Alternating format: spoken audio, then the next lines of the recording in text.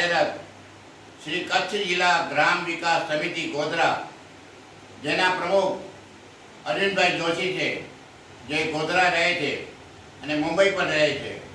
સેવાનું કામ હોય તો એ કચ્છમાં તરત જ હાજર થઈ જાય છે. અને અરવિંદભાઈની આપણે વાત કરીએ ને તો અરવિંદભાઈ કોઈ દાતાને જોયા નથી હોતા, છતાં પણ એ વોટ્સએપમાં મોકલીએ કાંઈ પણ માંગણી તો એની માંગણી લગભગ વિધિના 2 અવર્સ 2 કલાકની અંદર એની માંગણી દાતાશ્રીઓ મંજૂર કરી દે છે. આજની વાત કરીએ તો નવરાત્રિનો પ્રથમ દિવસ છે.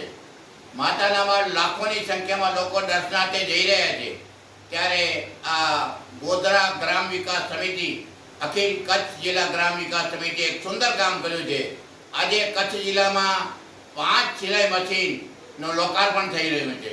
એ 5 સિલાઈ મશીનમાં એક સિલાઈ મશીન માંડવીના માલી સવિતાબેન વિશ્રમભાઈ, જેને 60% વિકલાંગતા ધરાવે છે, અને બીજા 4 સિલાઈ મશીન છે એ મુંદ્રા તાલુકામાં આપવાના છે. એ પણ આજે જ અપાશે. એમના નામ વ્યાસ કિંજલબેન અરુણભાઈ મુંદ્રા, કમસીબેન ગઢવી મુંદ્રા અને માલતીબેન ગોપાલ ઝરપરા.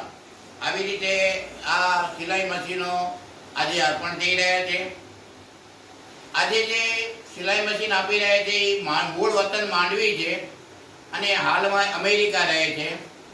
એ દાતાએ નામ દેવાની પણ ના પાડી છે. મને શું આમને આ અરવિંદભાઈને પણ ખબર નથી દાતા કોણ છે.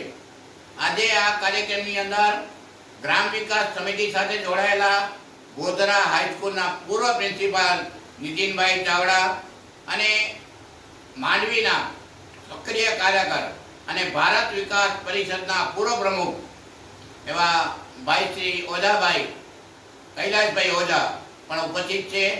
અને અનેક સંસ્થા સાથે જોડાયેલા છે.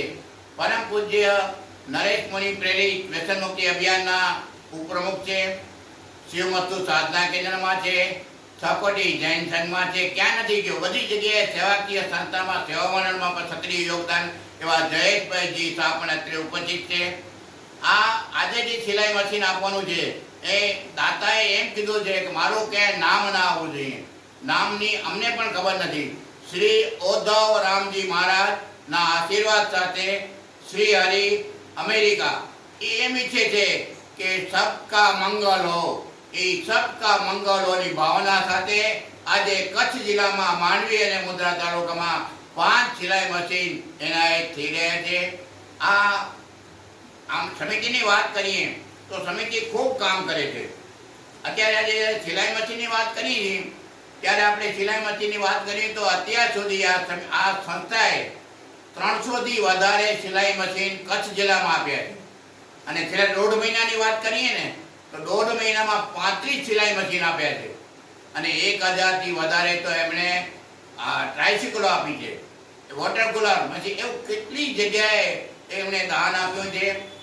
આજે એ ગોધરા છે એવી અનેક કાર્યક્રમોમાં રોકાયેલા હોય છે.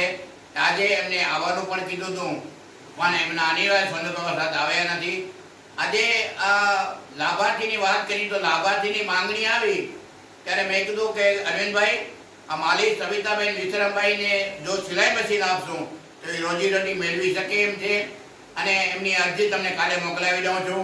આધાર કાર્ડ ને પાન કાર્ડ મોકલાય છે. તમે માનશો નહીં પણ એ 1 કલાકની અંદર તો એમનો જવાબ આવી ગયો કે સિલાઈ મશીન મંજૂર કરવામાં આવે છે. બીજે દિવસે સવારે એવો થયો તો મેસેજ આવી ગયો છે કે સિલાઈ મશીન રવાનો થઈને ભુજ આવી ગયો છે. એટલે તમારે એ સિલાઈ મશીન આ નવરાત્રિના આગલા દિવસે આવી જશે અને નવરાત્રિના પ્રથમ દિવસે આ બેનને સિલાઈ મશીન આપશો. જય અંબે મહારાજ, જય જીનેન્દ્ર.